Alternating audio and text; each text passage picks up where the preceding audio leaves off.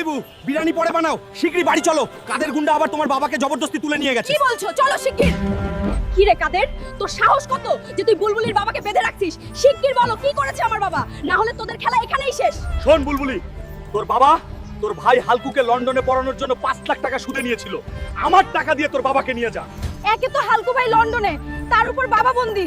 এখন আমি 5 লাখ টাকা কোথায় পাই? হে আল্লাহ, আমাকে কিছু রাস্তা দেখিয়ে দাও।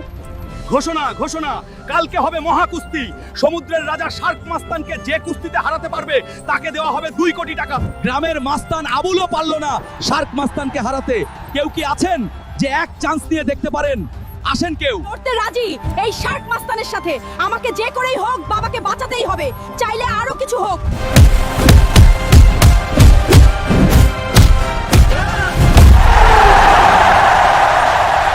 তোমার বোনকে একটা লাইক করে শক্তি দিয়ে দাও।